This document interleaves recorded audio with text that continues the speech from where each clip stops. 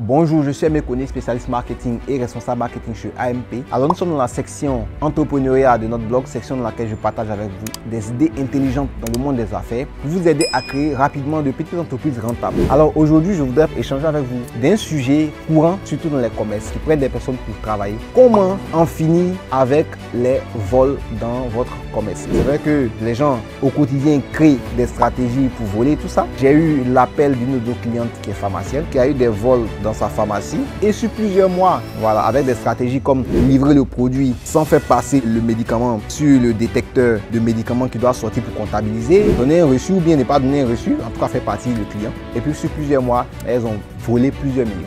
Heureusement qu'elles ont attrapé tout ça. Donc, je vais vous montrer une des stratégies pour limiter les vols en entreprise. Généralement, les vols arrivent parce que la personne qui vole arrive à faire plusieurs actions en même temps.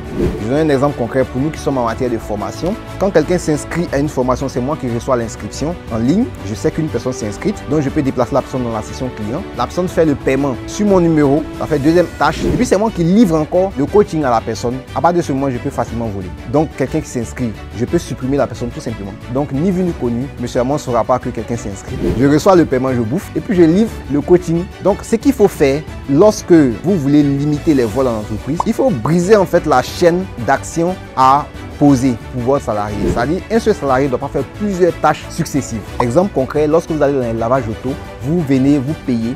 La fille qui écrit les références des voitures qui viennent pour le lavage, c'est pas elle qui lave. Donc ça fait deux actions différentes. Donc il faudrait qu'un salarié puisse poser une action, un autre puisse poser une autre action et un autre encore puisse poser une action. Donc vous devez briser en fait, de sorte qu'on peut vérifier sur qui en fait la fraude a été faite et puis aussi on peut facilement contrôler tous les jours. Avec le temps aujourd'hui et les nouvelles technologies, il y a cette option qui est apparue qu'on appelle l'authentification à 2 facteurs, de sorte que quand vous voulez vous connecter sur votre compte Facebook ou encore sur un mail, en tout cas un autre compte, vous vous connectez, vous faites la demande, mais c'est une autre personne ou un autre numéro qui reçoit en fait un code avec lequel vous devez confirmer qu'effectivement c'est vous en fait. Donc en faisant cela, vous allez limiter énormément les vols dans votre entreprise. Cas concret, dans une entreprise de pharmacie, celui qui prend les commandes, c'est pas lui qui enregistre. Donc on peut savoir qu'il y a 2 personnes. Voilà, c'est vrai qu'il y a d'autres éléments comme par exemple mettre des caméras et puis mettre l'écran au beau milieu de la pharmacie de sorte qu'on voit tous les aspects. Celui même qui est en train de mettre sa main dans la caisse se voit dans l'écran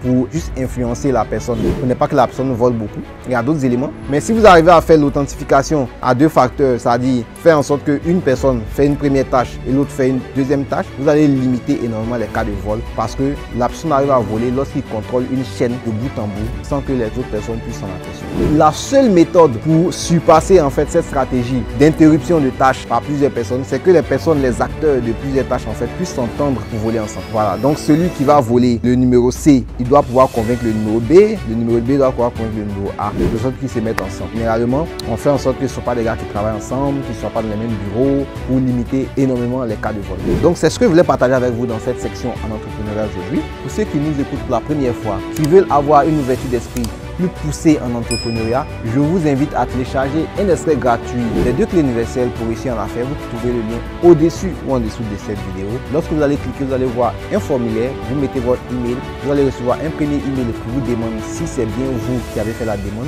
pour éviter les histoires de spam. Quand vous confirmez, vous recevez en fait l'extrait gratuit de notre livre. Donc je vous dis à très bientôt pour une prochaine vidéo. Bye bye.